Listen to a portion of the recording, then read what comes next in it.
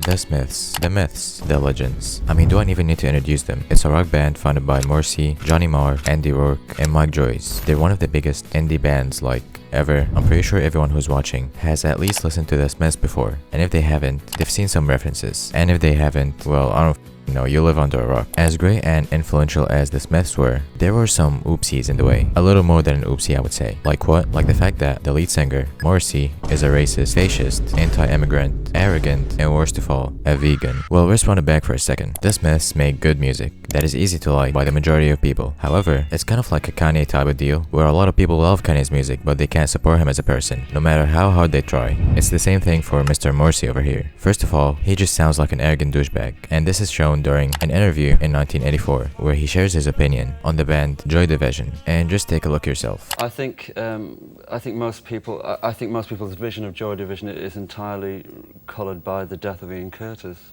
and it's always really the really only factor that people seem to discuss.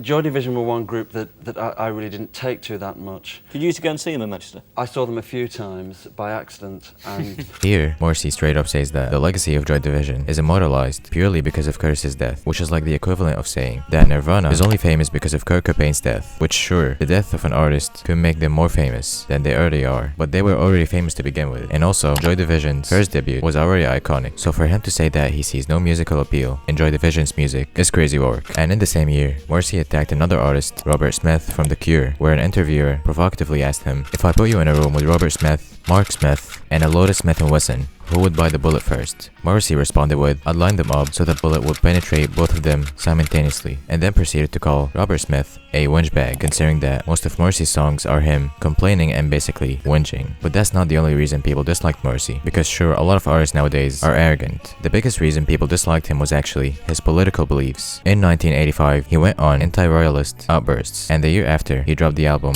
The Queen is Dead. All of that would lead you to believe that he is more left-leaning, but that was far from the truth. He faced a lot of accusations for being racist, such as his song National Front Disco, which was accused of glorifying a far-right party despite its ironic intent, and his Mastock performance, where he used skinhead imagery and draped himself in a Union flag, leading to further racism allegations and even got him booed off stage by actual skinheads. In 2007, The Enemy interviewed him, and in that interview, he made anti-immigration comments like, "The gates of England are flooded, the country's been thrown away," and also saying that you'll hear every accent under the sun apart from the British accent, which is ironic of him to say, because not only his parents are immigrants, but all of his band members also had immigrant parents, being only second-generation Irish. In 2010, he described the Chinese as subspecies in reference to their treatment of animals. Fucking vegan. Like, obviously, what they're doing to animals in China is a bad thing, but that doesn't make all Chinese people bad. If that's the case, then pretty much everyone else is a subhuman, since there's inhumane treatment of animals in most countries. Continuing on his vegan rampage, he claimed Norway's national grief was nothing compared to the fast food industry, which sounds fucking insane that he's comparing actual human beings that were attacked to animals. But yeah, Morrissey has always been hateful while singing, "It's so easy to laugh, it's so easy to hate, it takes strength to be gentle and kind," which is just hypocritical considering a lot of songs like Bengalian Platforms, The National Front Disco, Asian Rock, and This Is Not Your Country. There are more examples of that type of political beliefs from him, and there are a lot of articles covering every single instance, but this is just to show that he's a douchebag, a racist, and a hypocrite. And look, if you're a racist or an anti-immigrant, I don't give a shit. You do you, but you shouldn't try to appeal to different audiences by singing about being gentle and kind. It just looks hypocritical.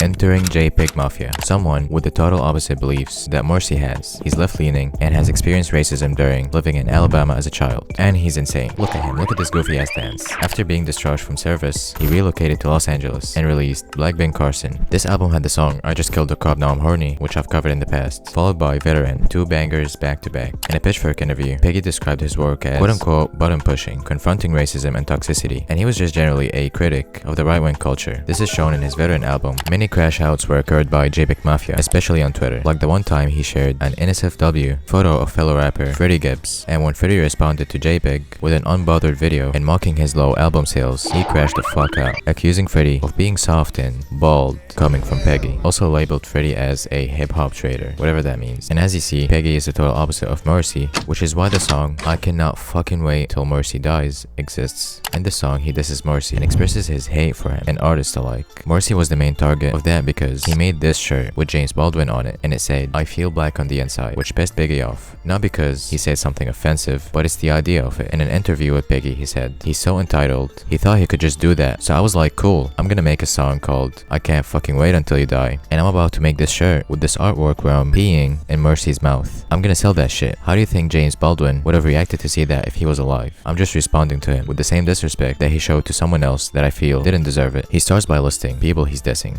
Tom, Vard, Morrissey, yeah, bunch of timid white who can't fuck with me. Tom Araya from the band Slayer, who's expressed admiration for fascist dictator Pinochet. Vikrins, the man behind the metal band Burzum, is also a known racist. And last but not least, Stephen Morrissey, the lead singer of the Smiths. Never mind, you're me. Okay, fuck a Johnny Rotten, I want Lil B. This is a reference to the Sex Pistols' first and only album, Nevermind the Bullocks, and then denounces Johnny Rotten in favor of Lil B. And this is likely due to Rotten's defense of Donald Trump. Fuck you niggas talking, this a killing spree. Pull up on a cracker bumping Lil P.